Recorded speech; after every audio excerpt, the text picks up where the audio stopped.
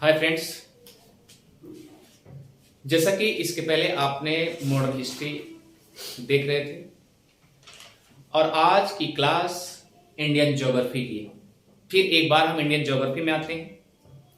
और हाँ, 2 तारीख से आप याद रखिए पंक्चुअल लाइव क्लास लेना ना भूलें। और 2 तारीख से लाइव क्लास मस्टली रूप से चलाई जाएगी, यानी अवश्य रूप से 2 तारीख से लाइव चलेगी इवनिंग टाइम। तो आइए फ्रेंड्स, आज इंडियन ज्योग्राफी में जैसा कि इसके पहले जो क्लास लिए गए हैं इंडियन ज्योग्राफी में, हम भारत के तटीय सीमा ना बता करके बल्कि भारत के स्पर्श जो देश के सीमा कर रही थी उससे हम क्लास लिए हैं। तो आज की क्लास जो होगी भारत के तटीय सीमा से होगी। तो आइए फ्रेंड्स, सबसे पहले टॉपिक्स है, पहले इंडिया का मैप।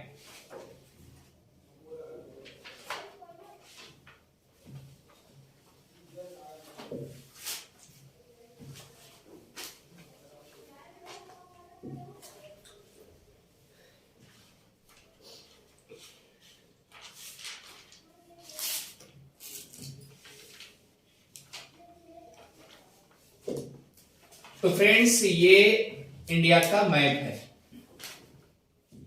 जैसा कि इसके पहले अक्षांशीय देशांतरी विस्तार की क्लास चल चुकी है और भारत के स्थलीय सीमा, यानी जो भी भारत से स्पर्श कर रहे थे, जो भी देश स्पर्श कर रहे थे भारत से, या भारत के प्रदेश से स्थलीय सीमा जिस देश की स्पर्श कर रही थी उसकी क्लास ली जा चुकी है।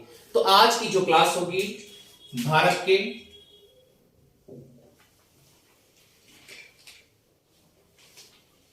तटीय सीमा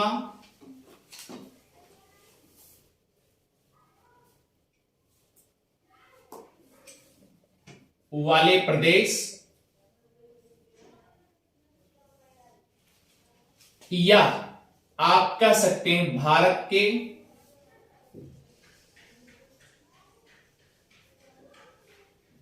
तटीय राज्य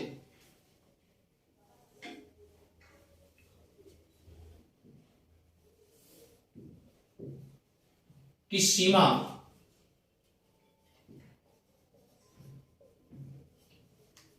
का वर्णन किया जाएगा। जैसा कि फ्रेंड्स आप जानते हैं, इधर का छोर क्या होगा, जैसे अगर मैप में जाइए तो सबसे पहले आप ध्यान दीजिए, चाहे वह व्हाइट बोर्ड हो, चाहे वह पेपर हो, चाहे ब्लैक बोर्ड हो, यानी कहने का मतलब चाहे वो कॉपी ही क्यों ना हो, तो याद रखिए ऊपर वाला पोर्शन जो होता है वह नॉर्थ होता है, अर्थात उत्तर होता है। इसके सामने वाला क्या होगा, साउथ यानी दक्षिण। इसके राइट साइड वाला क्या होगा, ईस्ट। इसका मतलब क्या होगा, पूरब। और इधर का क्या होगा, वेस्ट, जिसे पश्चिम कहते हैं। तो फ्रेंड्स आप इतना ध्यान दीजिए, इसका मतलब कि अगर हम ऐसे भारत को सीधे सीधे ऐसे निकाल देते हैं देशांतर रेखा से, और ये बीचों बीच से कर्क रेखा अगर ऐसे निकाल देते हैं, तो फ्रेंड्स आप समझदार हैं कि ये जीरो, क्योंकि बताया गया भारत के बीचों बीच से 23.5 अंश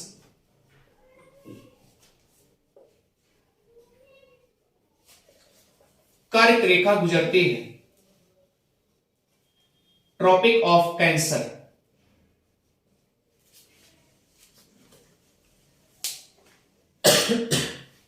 जो कि भूमध्य रेखा के 0 डिग्री, भूमध्य रेखा के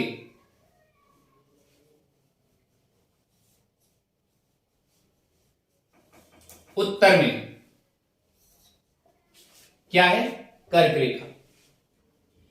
अगर पहला सवाल तो यह है कि अगर भारत की जो तटीय सीमा स्टार्टिंग होती है, ध्यान दीजिएगा, जैसे अगर यहां 0 डिग्री भैया, अगर ये 0 डिग्री है, 0 से ऊपर जाओगे तो एक आएगा 1 डिग्री, फिर 2 डिग्री, फिर 3 डिग्री, फिर 4 डिग्री, 5 डिग्री, 6 डिग्री, इस तरीके से आप पहुंचेंगे। यानी कि ये कितना है, 23.5 अंश है। तो इसका मतलब इसके नीचे आएंगे तो 22 डिग्री मिलेगा कि नहीं मिलेगा, 22 डिग्री मिलेगा। तो फ्रेंड्स याद रखिएगा 22 डिग्री से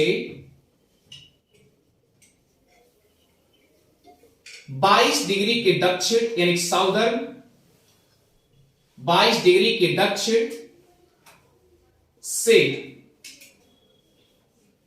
तटीय सीमा स्टार्ट होती है।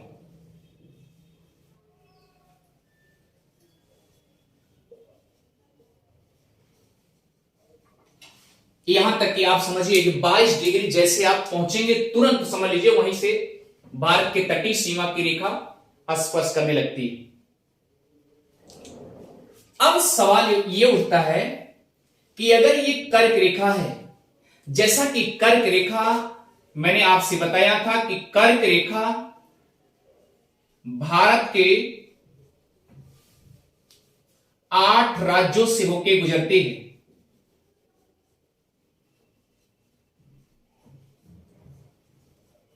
क्लियर? 8 राज्यों से गुजरती है। इसका मतलब कि अगर इसके नीचे आप ध्यान दीजिए, अगर ये कर्क रेखा है, इसके नीचे जो भी राज्य जाएंगे वह भारत के तटीय सीमा में आ ही जाएंगे, क्योंकि 22.5 तो 22 डिग्री जो है आपका तो आ ही जाएगा, यानी 23.5 कर्क रेखा है तो इससे नीचे जाओगे तो 22 मिलेगा, और जब 22 मिलेगा तो इसका मतलब ये क्या है, इधर का और इधर का जो भी दक्षिण पोर्शन होगा वह क्या होगा, तटीय सीमा से स्पर्श करता होगा। अब सवाल उठता है कि जो तटीय सीमा है वह 2 भागों में बांटा गया भारत के। ध्यान दीजिएगा, एक होता है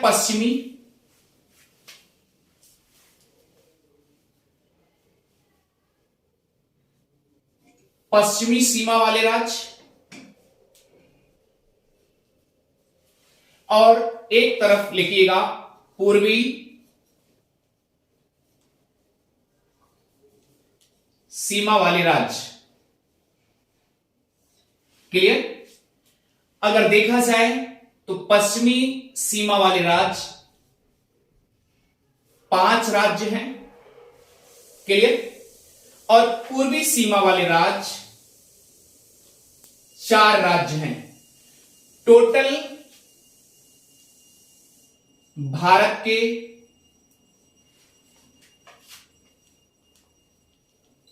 तटीय सीमा 9 राज्यों से स्पर्श करती है।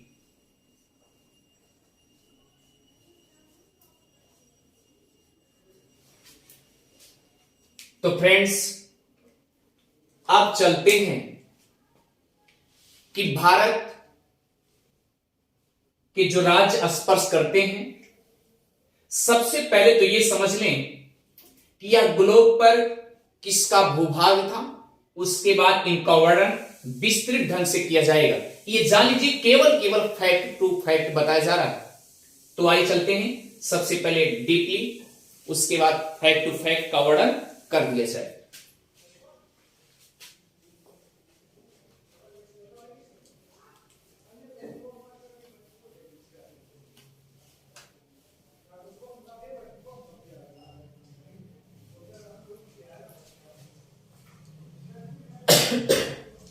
फ्रेंड्स, ये ग्लोब है। क्लियर? ये क्या है? ग्लोब है।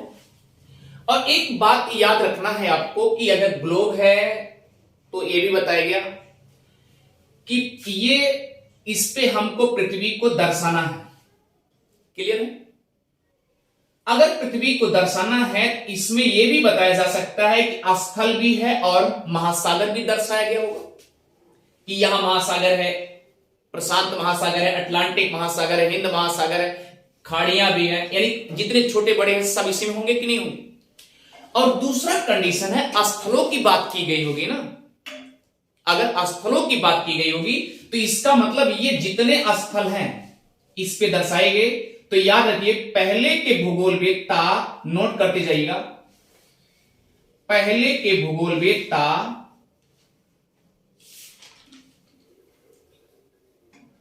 जितने भी स्थल हैं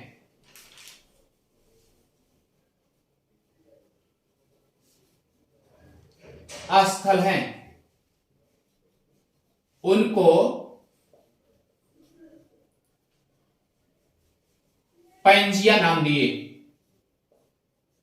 क्लियर? क्या नाम दिए? पैंजिया। अब क्या हुआ, इसका दो भागों में विभाजन हो गया। अब ये बता रहे कैसे? जब दो भागों में विभाजन हो जाएगा तो ये पूरा टोटल यानी जितने धरातल हैं यानी जितने पृथ्वी हैं सबको मिलाकर के भूगोलवेत्ताओं ने क्या कह डाला? पैंजिया नाम दे डाला। अब भैया आप सोचो, इसका मतलब कि ये दो भागों में बढ़ जाएंगे तो ये ऊपर वाला पोर्शन क्या कहलाएगा? उत्तर की तरफ है, इसलिए उत्तरी पैंजिया कहेंगे। और ये इसके दक्षिण में है, इसलिए इसको कहेंगे दक्षिणी पैंजिया। यानी पैंजिया कितने भागों में बढ़ गया? दो भागों में। आप नोट करते जाइए फास्ट ट्रैक।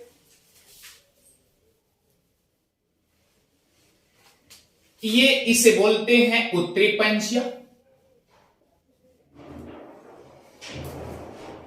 टोटल कितना था? सबको क्या कहते थे? पैंजिया। पैंजिया नाम कह दिए। जितने स्थल थे आप नोट कर लेंगे, जितने स्थल थे, जितने स्थल थे सबका नाम कर दिए पैंजिया। भैया क्लियर हो गया?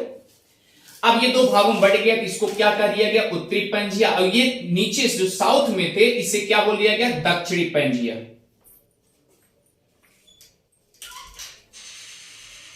इतनी बात समझ में आ रही होगी। तो फ्रेंड्स एक बात याद रखिए, उत्तरी पैंजिया जो है इसे अंगारा लैंड नाम दिया गया। क्या नाम दिया गया? अंगारा लैंड।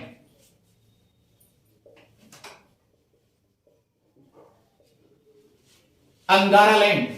और याद रखिए दक्षिणी पैंजिया को गोंडवाना लैंड कहा गया।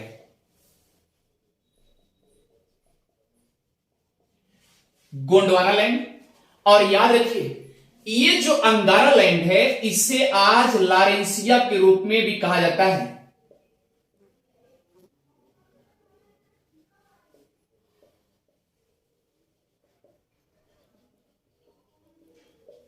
ये बात तो समझ में आ गई। यानी कि देखिए जो उत्तरी पैंजिया था इसे अंगारा लैंड या लारेंसिया भी कहा जाता है, और जो दक्षिणी पैंजिया है उसको गोंडवाना लैंड। ठीक है, इसका मतलब अगर इस पे हम मैप बनाए वर्ल्ड का तो याद रखिए अफ्रीका यहां पे है। अब आप सोचिए ये पोर्शन अफ्रीका का है, तो हमारा भारत की जो सिचुएशन है ये आपका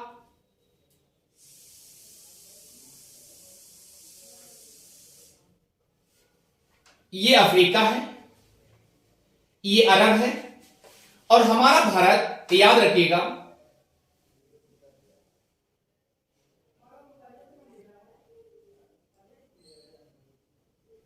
ये पोर्शन है। इसका मतलब कि ये वाला पोर्शन है हमारे भारत की ऐसे चस्पा था। क्लियर? तो ये सिचुएशन हुआ कि ये गोंडवाना लैंड से ये क्या हुआ, आपने प्लेट टेक्टोनिक थ्योरी और महाद्वीपीय विस्थापन सुना होगा। तो इसमें बताया गया कि प्लेटें जब खिसकती रही, खिसकने के साथ साथ आप ये कह सकते हैं ये महाद्वीप जो विस्थापन हुआ उस कंडीशन के कारण हमारा भारत क्या हुआ, धीरे से ये खिसकता गया। अब जब ये खिसकेगा तो स्वाभाविक सी बात कहां जाएगा, लारेंसिया के पास जाएगा, क्योंकि उधर भी प्लेटें हैं। और जब उसके पास पहुंचा तो स्वाभाविक सी बात किससे लड़ जाएगा, लारेंसिया अंगारा लैंड से लड़ गया। और एक कंडीशन ऐसा आएगा जब लड़ेगा तो किसी चीज को किसी चीज से टकराओगे या तो टूट के निकलेगा या तो अपने आप में फोल्डिंग हो जाएगी, कुछ न कुछ मोड़ हो जाएगा, और जब मुड़ेगा तो वह एक हिमालय के रूप में परिवर्तित हो गया। क्लियर? इसलिए हमारा हिमालय, भारत का हिमालय कैसा है, बलित पर्वत। तो इसे आप नोट करते जाइएगा, हमारा हिमालय कैसा है, बलित पर्वत। तो इसका मतलब लारेंसिया से जाके टकरा गया और टकराने के बाद क्या हुआ, वहां पर फोल्ड हो गया, बलित पर्वत के रूप में हो गया। तो आप सोचिए तो ये किसका भाग था, यानी हमारा भारत किसका भाग था, गोंडवाना लैंड का। ये प्रश्न आपको मिल गया। ये बात तो समझ में आ गई। अब सुनिए फ्रेंड्स, इसमें हुआ क्या कंडीशन। अब आपके मन में उठ रहा है कि सर ये तो मान लीजिए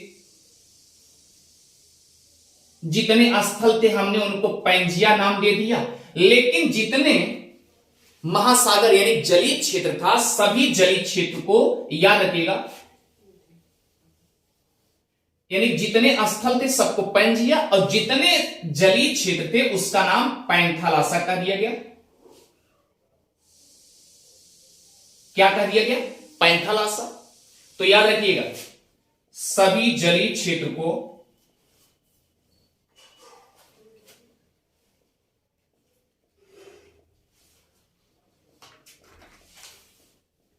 पैंथालासा नाम दिया गया।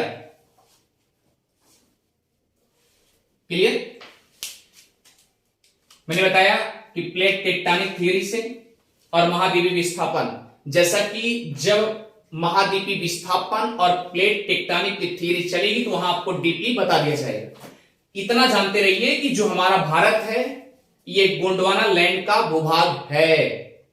क्लियर? लेकिन हुआ क्या कंडीशन, अब था यहां, लेकिन जब ये महाद्वीपीय विस्थापन के कारण और प्लेट टेक्टोनिक सिद्धांत के तहत आप ये समझिए था यहां, लेकिन ये जा पहुंचा कहां? उत्तरी और पूर्वी गोलार्ध में जा पहुंचा। क्लियर? क्योंकि लॉरेंसिया से जाके टकरा गया, और जब लॉरेंसिया से टकरा गया तो आप समझ सकते हैं ना, इसका मतलब नजदीक में होगा, यानी भूमध्य रेखा के नजदीक में होगा। लेकिन हां, एक चीज और ध्यान दीजिएगा, जैसा कि मैंने बताया इसके पहले कि 0 डिग्री से जब नॉर्थ में आप जाएंगे या साउथ में आप जाएंगे, एक अक्षांश से दूसरे अक्षांश के बीच की दूरी 111 किलोमीटर होती है। इसका मतलब ये है, ये तो 8.4 मिनट ये क्या है? भूमध्य रेखा से दूरी पे है। तो आप 111 गुणे कर लीजिए, इतनी किलोमीटर दूरी से हमारा स्टार्ट हो चुका है। क्लियर है? ये बात तो सत्यता हो गई। अब आइए चलते हैं फ्रेंड्स, आगे बढ़ते हैं।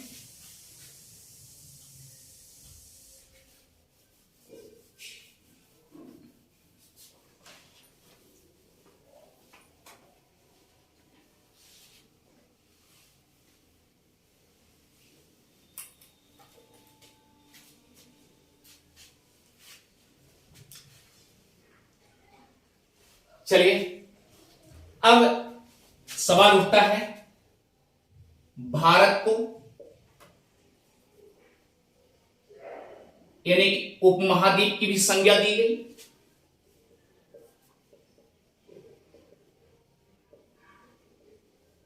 उपमहाद्वीप की संज्ञा दी गई।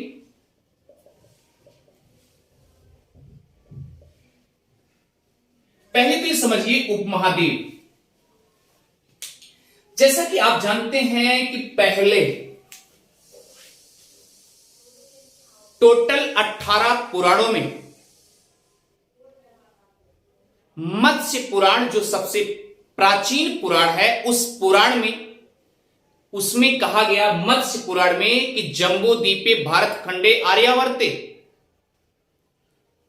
यानी कि मत्स्य पुराण में जब आप जाएंगे तो वहां पर बताया गया कि विष्णु के मत्स्य से लेकर के कलयुग के जल चक्र तक की बात की गई। तो इसका मतलब वहां पर वर्णन मिलेगा ये बात। दूसरा कंडीशन मैंने क्या बताया, अभी अफ्रीका से, अफ्रीका पहले क्या था? आज जिसे आप अफ्रीका कहते हैं, पहले अफ्रीका नहीं कहा जाता था। पहले उस अफ्रीका को क्रंच द्वीप कहा जाता था। लेकिन हां, आज जिसे आप महाद्वीप कहते हैं, पहले वो द्वीप थे, महाद्वीप नहीं थे। अर्थात अफ्रीका भी एक द्वीप था। क्लियर?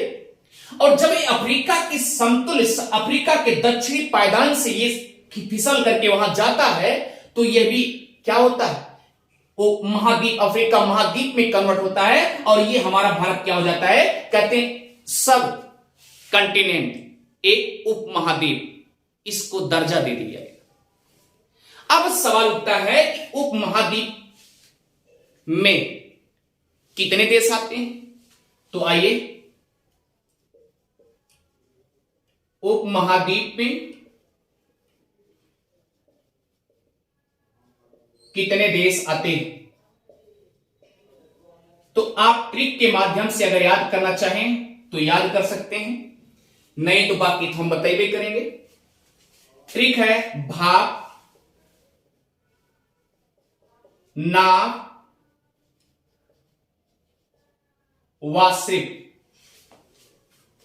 क्लियर? यानी भा से भारत और पा से पाकिस्तान, उसके बाद ना से नेपाल और भा से भूटान और वा से बांग्लादेश,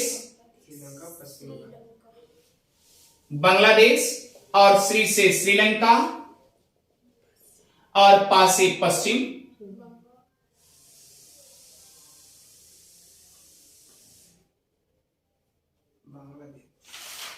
बांग्लादेश, भारत, पाकिस्तान, नेपाल, भूटान, बांग्लादेश, श्रीलंका और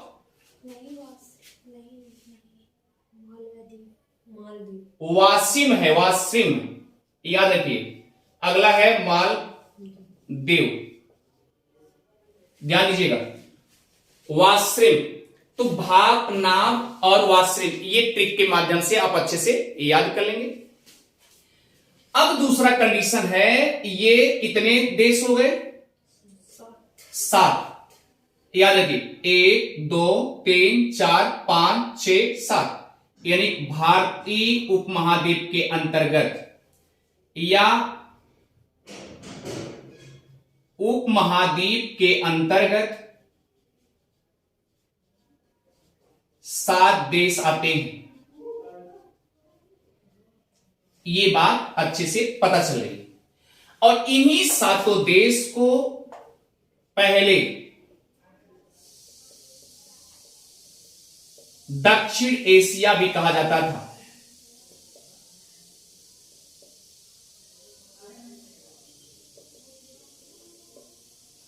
आप नोट करते चलिएगा, इन्हीं 7 देशों को पहले दक्षिण एशिया की भी संज्ञा दी गई।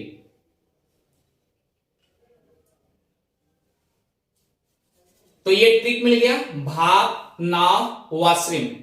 भा से भारत, पा से पाकिस्तान, ना से नेपाल, भा से भूटान, वा से बांग्लादेश और श्री से श्रीलंका और मा से मालदीव। क्लियर? ये किसकी सारे हो गए? ये उपमहाद्वीप की संज्ञा में आ गए। तो फ्रेंड्स आइए आगे बढ़ते हैं।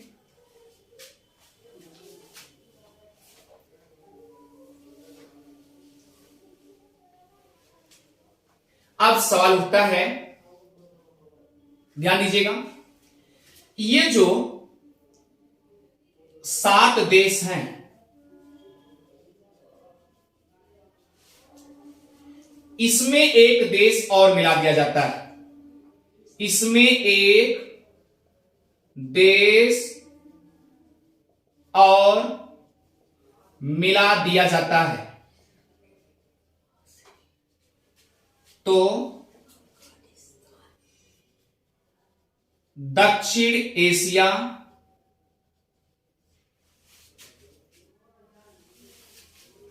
के देशों में सार्क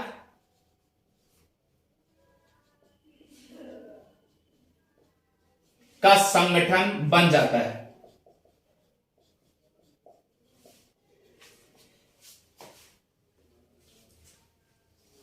तो इसका मतलब जितने उपमहाद्वीप में आते हैं उसमें 7 देशों को लेकर के एक देश और अफगानिस्तान, और अफगानिस्तान 2007 में 14वीं बैठक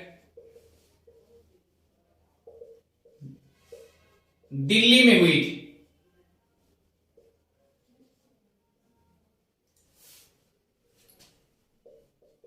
तो 2007 में अफगानिस्तान, सार्क देश में शामिल हुआ। क्लियर। और अगर पूछा जाए सार्क की पहली बैठक 14 और 15 दिसंबर 1985। क्लियर। और कहां हुआ था याद रखिए, बांग्लादेश में। आप नोट करते जाइएगा कहां पर, बांग्लादेश। अब बांग्लादेश में कहां, ढाका। तो सार्क सम्मेलन का पहला सम्मेलन कहां हुआ था, सार्क संगठन का कहां हुआ था पहला सम्मेलन, ढाका में। और याद रखिए सार्क सम्मेलन का मुख्यालय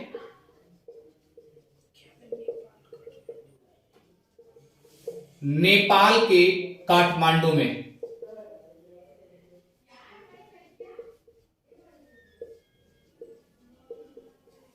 कहां है, काठमांडू में। तो फ्रेंड्स ये बात तो समझ में आ गई। और केवल अगर देखा जाए तो सार्क संगठन जो हुआ है वह केवल दक्षिण एशियाई देशों को सामाजिक, आर्थिक और सांस्कृतिक कल्याण के लिए और उसके विकास के लिए यह सम्मेलन का गठन किया गया और सम्मेलन किए भी गए। तो फ्रेंड्स इतनी बात तो अच्छे से समझ में आ गई होगी। ठीक है, नेक्स्ट पायदान पे चलते हैं।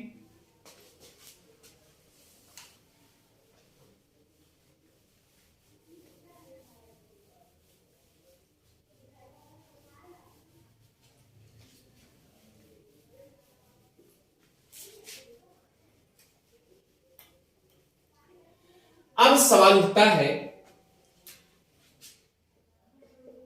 अगर खाड़ी पूछ लिया जाए तो खाड़ी जो है हिंदी में तो एक ही है भैया, लेकिन इंग्लिश में याद रखिएगा एक बोला जाता है बे और एक बोला जाता है गल्फ। क्लियर। आपने सुना होगा बे ऑफ बंगाल,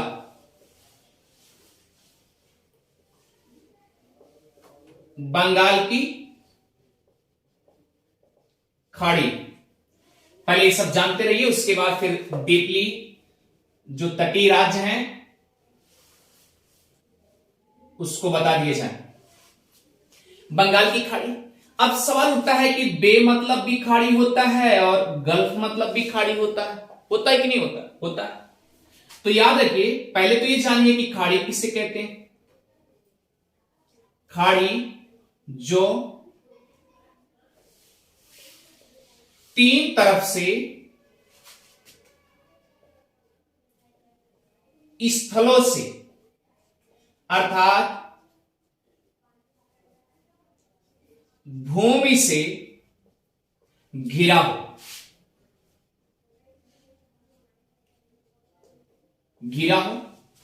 और एक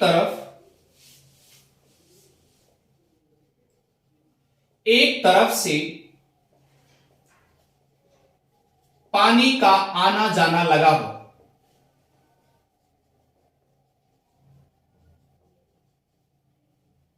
हो, उसे खाड़ी की संज्ञा दी जाती।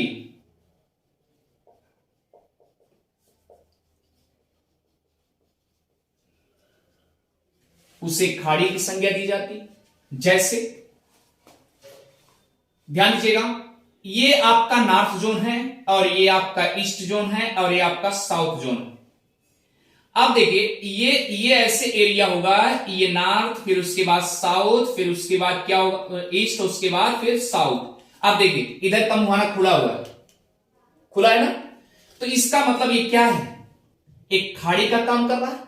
यानी अब सोचिए पानी आएगी, इधर से ऐसे एंट्री करेगी, फिर ऐसे घूमते हुए फिर हो सकता है आउट भी हो जाए, यानी आना जाना लगा है कि लगा है।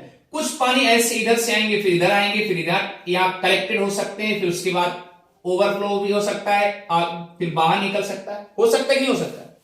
कहने का मतलब ये नॉर्थ और ये उत्तर और ईस्ट और ये साउथ तीनों तरफ से घिरा हुआ है स्थलों से घिरा हुआ और एक तरफ मुहाना खुला हुआ, ऐसे पायदान को क्या कहते हैं? खाड़ी कहते हैं। क्लियर? अब सवाल उठता है कि बे में क्या अंतर है और गल्फ में। तो यहां लिखते हैं बे, ये भी खाड़ी है,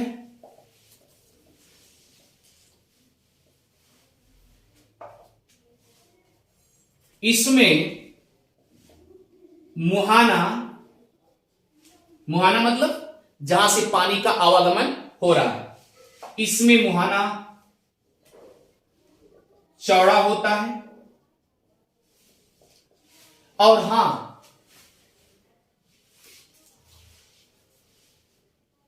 इसमें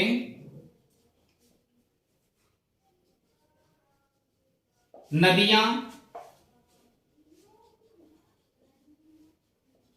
आकर गिरती हैं और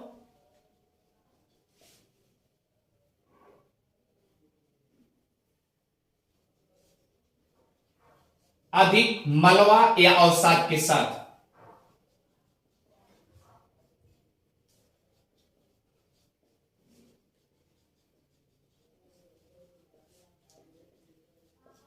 आप सोचिए, इसका मतलब बंगाल की खाड़ी। क्लियर?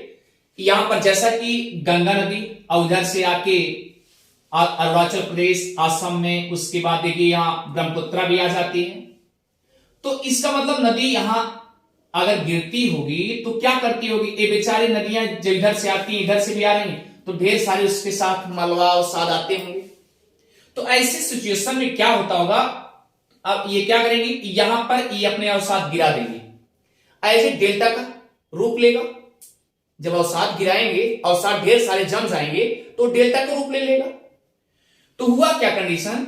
जब वहां पर अवसाद जम जाते हैं, जब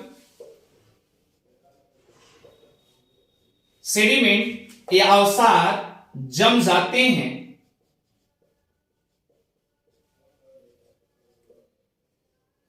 तब मुहाना संकीर्ण होने लगता है। क्लियर? मुहाना कैसे होने लगेगा? संकीर्ण, यानी नैरो में होने लगेगा, एकदम संकीर्ण होने लगेगा। तो सेम कंडीशन यही है ना, इधर से गंगा, इधर से ब्रह्मपुत्रा, दोनों का मिलन होगा, संगम होगा। क्लियर? तो ये सिचुएशन में क्या होगा? यहां पर अवसाद बनेंगे, इसका मतलब क्या है? डेल्टा का निर्माण कर रहे हैं। अब ये इधर का जो मुहाना चौड़ा था, अब जब यहां डेल्टा बना देंगे तो इसका मुहाना कैसा हो जाएगा? सकरा हो जाएगा, नहीं होगा? सकरा हो जाएगा। और अगर गल्फ की बात की जाए तो गल्फ का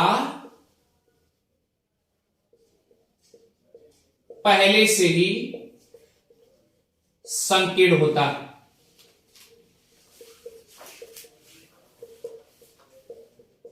क्या होता है? पहले से संकीर्ण होता है। जैसे खंबात की खाड़ी, कच्छ की खाड़ी। क्लियर? और इधर देखिए मन्नार की खाड़ी, ये क्योंकि भारत और श्रीलंका के बीच में, याद रखिए जो दक्षिण साइड का पोजीशन है ये वाला, ये क्या है? नोट करते जाइएगा, मन्नार की खाड़ी, और इसे गल्फ यानी खंबात की खाड़ी,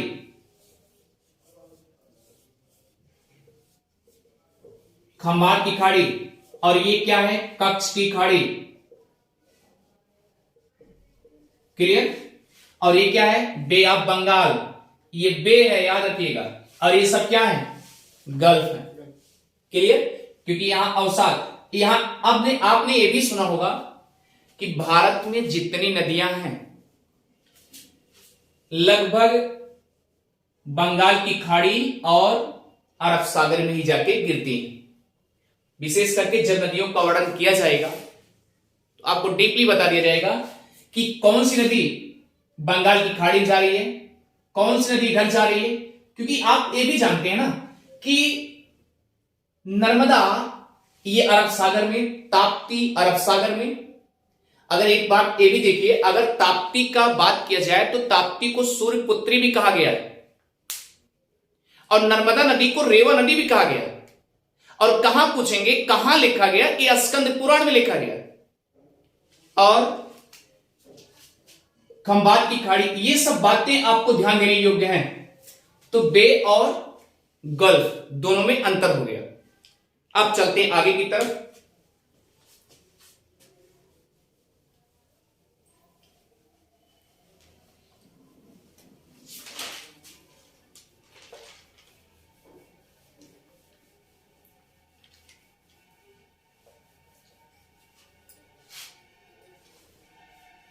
फ्रेंड्स, अब प्रश्न उठता है कि प्रायद्वीप, नोट कर लीजिएगा, पेंसुला,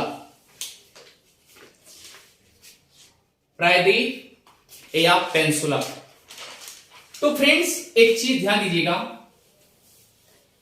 जो प्रायद्वीप की कंडीशन होती है, प्रायद्वीप की स्थिति होती है,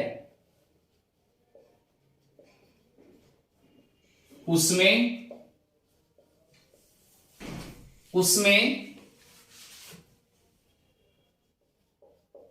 तीन तरफ से जल ही होगा, बस।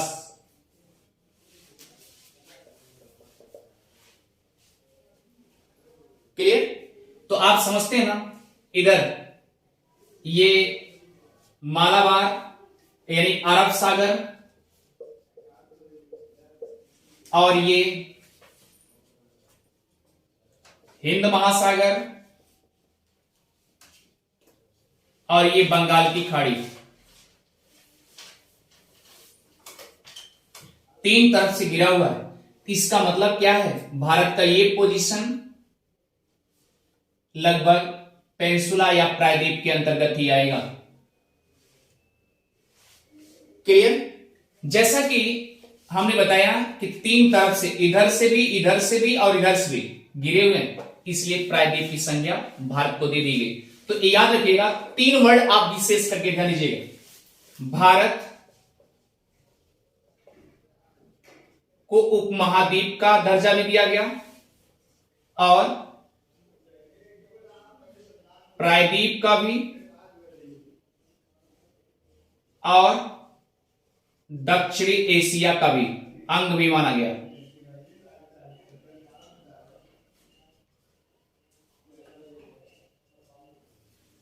तो फ्रेंड्स ये बात तो अच्छे से समझ में आ गई, ठीक है। फ्रेंड्स अगर ये बात अच्छे से समझ में आ रही है तो आप ये भी ध्यान दीजिए कि आप इसको डीपली से अध्ययन करने के लिए प्रायद्वीप, पेंसुला, उपमहाद्वीप और दक्षिणी एशिया का अंग भी माना गया। तो इसे डीपली आपको अध्ययन करने के लिए मिलते हैं नेक्स्ट क्लास में। Thank you.